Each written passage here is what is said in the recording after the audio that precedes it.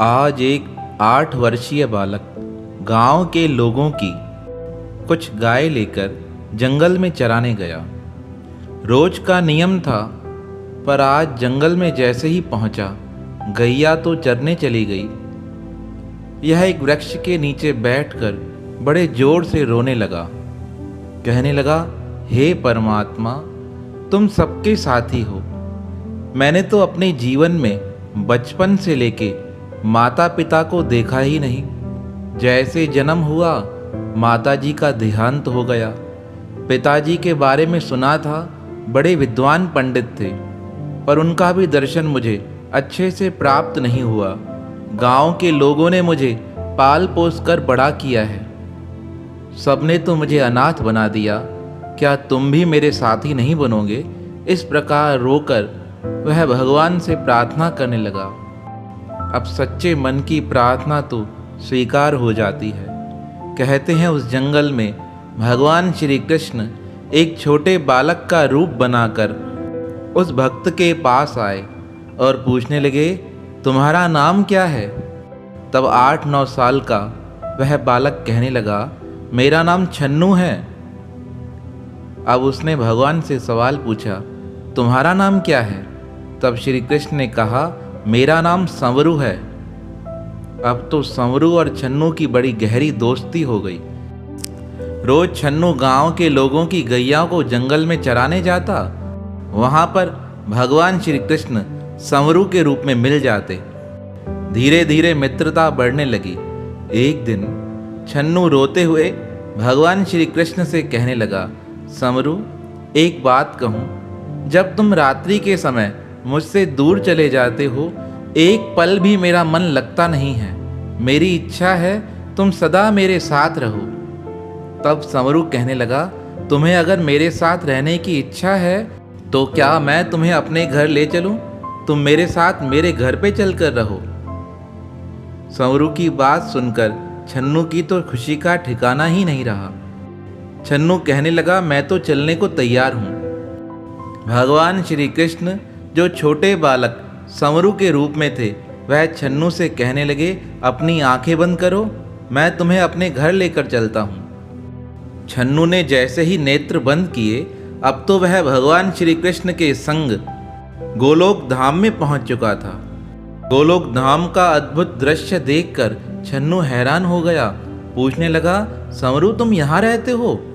अब जो संवरू के रूप में भगवान कृष्ण थे, वह साक्षात रूप में प्रकट हो गए। राधा जी ने आकर छन्नू का सत्कार किया। भगवान श्री कृष्ण की अन्य सखियां भी आकर छन्नू से वार्तालाप करने लगी। अभी थोड़ा समय व्यतीत हुआ, छन्नू कहने लगा, मुझे नींद आ रही है। था छोटा बालक और जैसे ही सोने गया। प्रातःकाल जैसे ही नींद खुली तो छन्नू गोलोक में न होकर अपने जंगल के एक वृक्ष के नीचे ही आराम कर रहा था। कल रात की बातें छन्नू को परेशान करने लगी। वह तड़फ गया भगवान श्री कृष्ण के दर्शन के लिए। कहने लगा, संवरू, तुम मुझे छोड़कर कहाँ चले गए हो? मुझे तुमसे बात करनी है, मुझे तुम्हारे संग रहना है। कहते हैं वह छोटा बालक रोते रोते सारे जंगल में अपने मित्र संवरू को ढूंढने लगा, पर अब तो वह संवरू अदृश्य हो चुका था। तभी भगवान श्री कृष्ण ने सूर्य देवता को आदेश दिया, यह छोटा बालक छन्नू है, इसने मुझसे मित्रता की है। मेरी इच्छा है आप स्वयं जाकर इसे ज्ञान देकर आइए, इसे विद्वान और योग्य बनाइए। आने वाले समय में इसे भक्ति का प्रचार करना है। भगवान श्री कृष्ण की आज्ञा मान सूर्य देवता ब्राह्मण का रूप बनाकर श्याम किशोर जी के नाम से छन्नू के पास आए। छन्नू ने जैसे ही पंडित जी को देखा, उनको प्रणाम करके कहने लगा, हे महाराज, मुझे बताइए, मुझे अपने मित्र से मिलना है। आप तो ज्योतिष के ज्ञाता हैं, मुझे मेरा मित्र कैसे मिलेगा?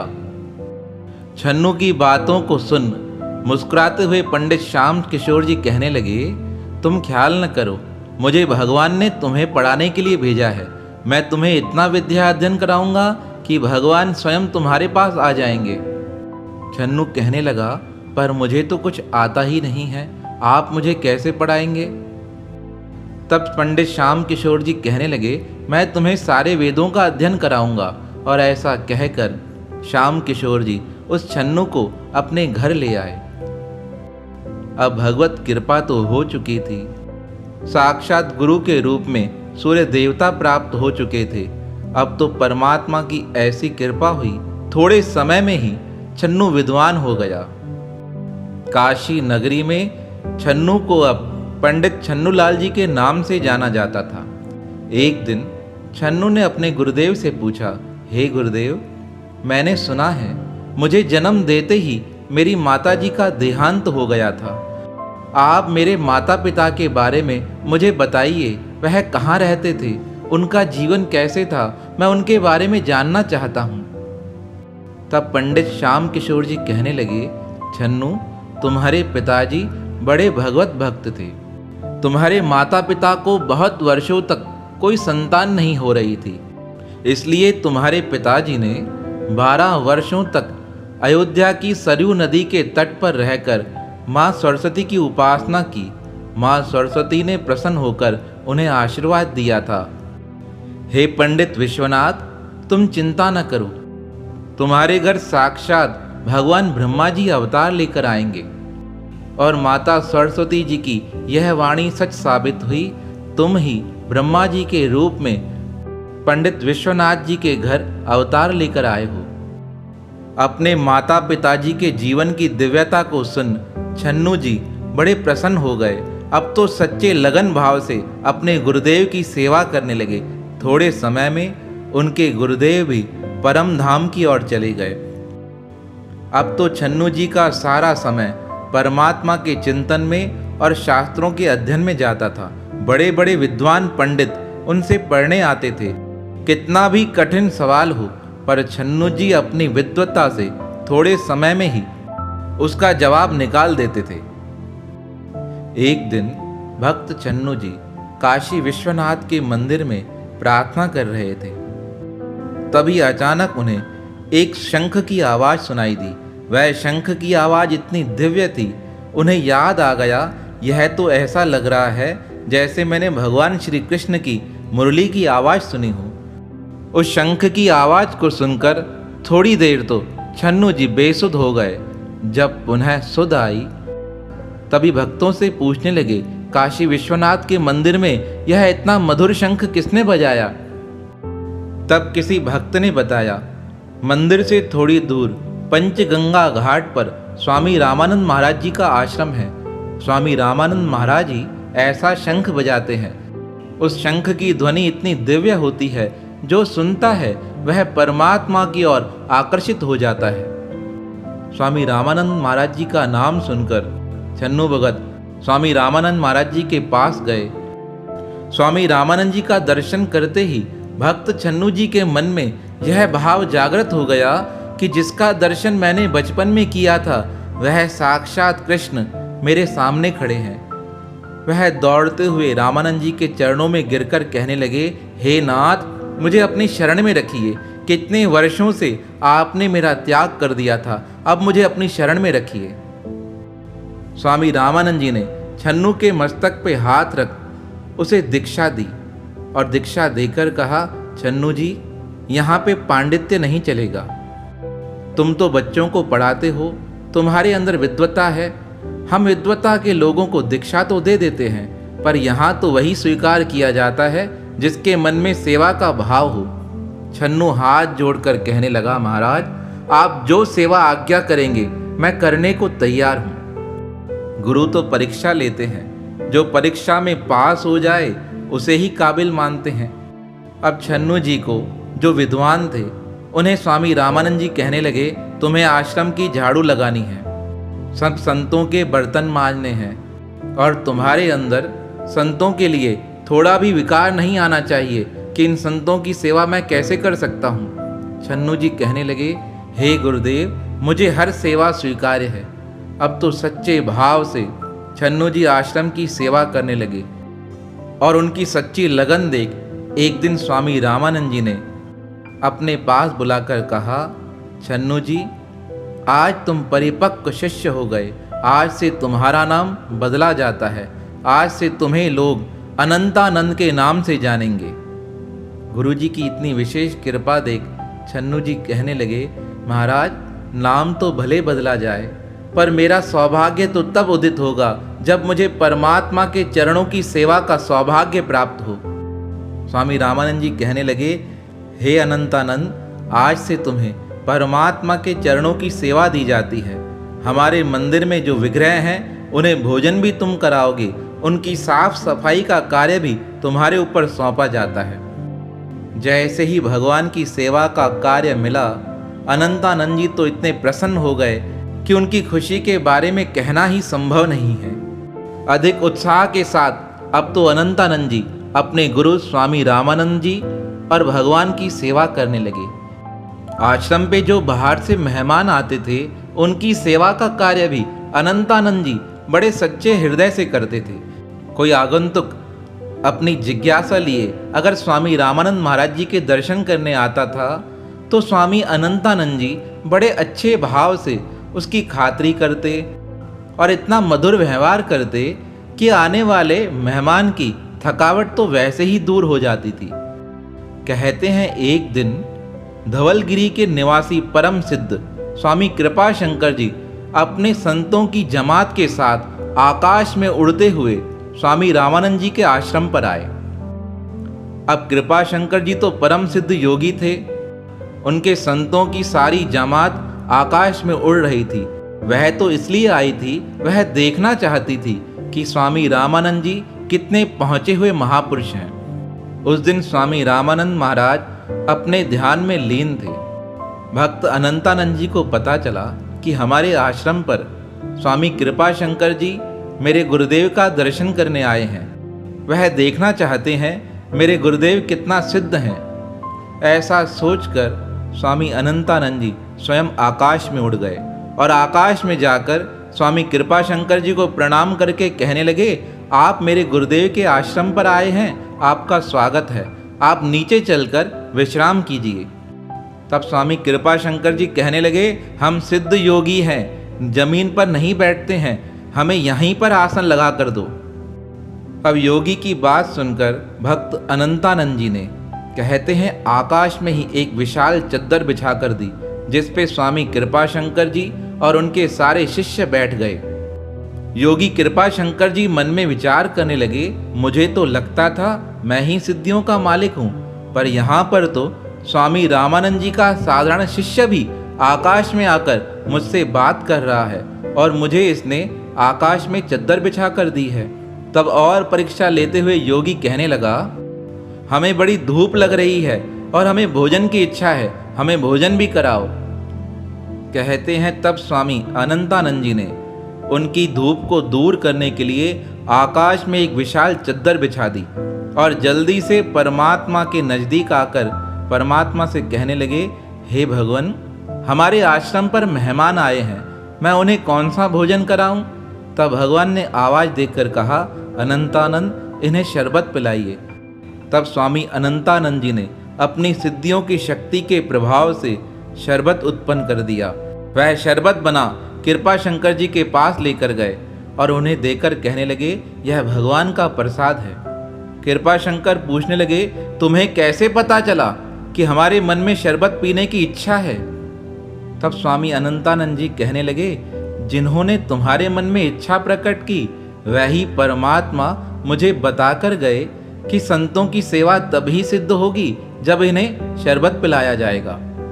अब तो स्वामी अनंतानंद की बात सुनकर योगी कृपा शंकर और ज़्यादा हैरान हो गए और सोचने लगे, हम तो सोचते थे कि हम स्वामी रामानंद जी का दर्शन करके देख कर आए, वह कितने परम सिद्ध हैं, पर अभी तो उन्होंने दर्शन दिए ही नहीं। उससे पहले उनके शिष्यों का प्रभाव जानकर हम हैरान हो गए हैं, तो उनके मन में और लालसा बढ़ गई। अब तो हमें दर्शन करके बाद में ही जाना है। थोड़ी देर बाद स्वामी रामानंद जी ध्यान अवस्था से बाहर आए। तब स्वामी अनंतानंद जी कहने लगे, हे गुरुदेव, आपसे मिलने के लिए परम योगी कृपा शंकर जी आए हैं, वह आपका इंतजार कर रहे हैं। अगर आप आज्ञा दें तो मैं उन्हें बुलाकर आऊं। स्वामी रामानंद जी ने आज्ञा दे दी, कहा उन्हें लेकर आइए। अब जैसे ही परम सिद्ध योगी कृपा शंकर जी स्वामी रामानंद जी के पास आए, उनको प्रणाम कर कहने लगे, हे महाराज, हमने तो आपका नाम सुना था, जगत कल्याण के लिए आप अवतार लेकर आए हैं। आपके इस आश्रम पे आकर आपका दर्शन कर, आपके भक्तों का दर्शन कर हम धन्य हो गए। तब स्वामी रामानंद जी कहने लगे, हे कृपाशंकर, तुम्हारा तो नियम था, तुम धरती पर नहीं उतरते हो, फिर कैसे उतर आए? तब कृपाशंकर जी हंसते हुए कहने लगे, भगवान, वह तो मैं परीक्षा लेना चाहता था, पर आपके शिष्यों की परीक्षा लेकर मैं समझ गया, जिस प्रकार आप समस्त संसार के पूजनीय हैं, वैसे ही आपके शिष्य भी बड़े सामर्थ्यवान और पूजनीय हैं। अपने शिष्य की महिमा सुन स्वामी रामानंद जी प्रसन्न हो गए। स्वामी रामानंद जी ने अनंतानंद को बुलाकर पूछा, हे वत्स, तुम यह शिक्षा कहाँ से सीखे हो? तब अनंतानंद जी हाथ जोड़कर कहने लगे, गुरुदेव, सब आपकी कृपा का प्रसाद है। आपकी कृपा से मुझे ज्ञान मिला है, परमात्मा की कृपा से यह शक्ति मिली है। अब आप यही कृपा कीजिएगा, मुझे इन शक्तियों पर कभी अभिमान न आए। स्वामी रामानंद महाराज ने अनंतानंद को हृदय से लगाकर कहा, हे वत्स, हमारे पश्चात आप ही हमारे धर्म का प्रचार करेंगे। और कहते हैं, जब स्वामी रामानंद महाराज ब्रह्मलीन हुए, उनके पश्चात स्वामी अनंतानंद जी महाराज ही उनकी गुरु गादी पर विराजमान हुए। स्वामी रामानंद महाराज जी के बड़े बड़े विद्वान संत शिष्य हुए, जिनमें नाम थे कबीरदास जी का, पीपा जी का, स्वामी अनंतानंद जी का। और अनंतानंद जी के शिष्य भी बड़े विद्वान और पूर्ण हुए। अनंतानंद जी के शिष्य हुए नरहरिदास, नरहरिदास जी के शिष्य हुए तुलसीदास महाराज, वही तुलसीदास महाराज जिन्होंने रामचरितमानस को समस्त जन जन तक पहुंचा दिया। कहते हैं, एक दिन अनंतानंद जी आश्रम पर सेवा कर रहे थे, तभी कश्मीर का एक विद्वान पंडित आकर काशी में कहने लगा, मुझे शास्त्रार्थ करना है, अगर कोई मुझे शास्त्र में हरा देगा तो मैं समझ जाऊंगा काशी के लोग बड़े विद्वान हैं। अगर कोई मुझे शास्त्रार्थ में नहीं हरा पाता तो मैं सबसे यही कहूँगा कि काशी के लोग विद्वान नहीं हैं। अब काशी के बड़े बड़े विद्वान पंडितों ने कश्मीर के उस पंडित के साथ शास्त्रार्थ किया, पर सब हारते गए। तब वह कश्मीर का पंडित पुनः कहने लगा, लगता है बनारस में कोई ऐसा है ही नहीं जो मेरे से शास्त्रार्थ कर सके। तब किसी ने कहा, अगर तुम्हें शास्त्रों के विषय में सवाल जवाब करने ही हैं तो यहाँ के रामानंद मठ के स्वामी अनंतानंद जी के पास चले जाओ। अगर वह तुमसे हार गए तो सारी काशी तुम्हारी विजय स्वीकार कर लेगी। अब सबकी बात सुनकर वह कश्मीर का पंडित स्वामी अनंतानंद जी के पास आकर कहने लगा, मैं आपसे शास्त्रार्थ करना चाहता हूँ, आप मुझे समय दीजिए। स्वामी अनंतानंद जी तो थे भगवान के भक्त, उनका तो शास्त्रार्थ में मन लगता ही नहीं था। वह तो कहते थे, परमात्मा का सुमरन हो जाए यही सबसे अच्छा काम है, बाकी सब तो फिजूल है। पर वह पंडित जिद करते हुए कहने लगा, मुझे तो आपसे शास्त्रार्थ करना ही है, या तो आप कागज पर लिख कर दीजिए, आपने हार स्वीकार कर ली है। अब स्वामी अनंतानंद जी ने सोचा, हरिजन तो हारा भला है। ऐसा सोचकर उन्होंने एक कागज मंगाया और उस कागज पर कुछ लिखना प्रारंभ किया। थोड़ी देर लिखने के बाद वह कागज शास्त्र करने वाले कश्मीर के पंडित को दे दिया। जैसे ही कश्मीर के पंडित ने वह कागज पढ़ा, उस कागज को पढ़कर वह भागता हुआ स्वामी अनंतानंद जी के चरणों में गिरकर कहने लगा, महाराज, मैंने हार स्वीकार कर ली। सब लोग देखकर हैरान हो गए। अभी तो शास्त्रार्थ आरंभ भी नहीं हुआ, उससे पहले इसने हार कैसे स्वीकार कर ली? लोग पूछने लगे, क्या हुआ पंडित जी, हार कैसे स्वीकार कर ली? तब वह कश्मीर का पंडित सबके सामने कहने लगा, स्वामी अनंतानंद जी ने उस कागज पर सारे जवाब लिखकर दे दिए जिन्हें मैं इनसे पूछना चाहता था। मुझसे बिना बात किए ही इन्होंने मेरी मन की सारी बात जान ली है, तो मैं समझ गया ये कितने विद्वान हैं। इनसे शास्त्रार्थ करना उचित नहीं है, इसलिए मैंने स्वतः ही अपनी हार स्वीकार कर ली। अब तो सारी सभा के मध्य जोर जोर से स्वामी अनंतानंद जी की जयकार होने लगी। सब कहने लगे, जो भक्ति के मार्ग पर बढ़ता है उसकी स्वतः ही जय जयकार हो जाती है। एक दिन संतों की मंडली को लेकर स्वामी अनंतानंद जी किसी राज्य में गए। उस राज्य में पहुंचकर संतों को भूख लगी। संतों ने कहा, गुरुदेव हमें आज्ञा दीजिए तो हम बगीचे से कुछ सेब तोड़ कर आए। अब संतों को आज्ञा जैसे ही प्राप्त हुई वह संत निकल गए बगीचे से कुछ फल तोड़ने। जैसे ही फल तोड़ने लगे बगीचे के माली आकर कहने लगे, आपने अपराध किया है।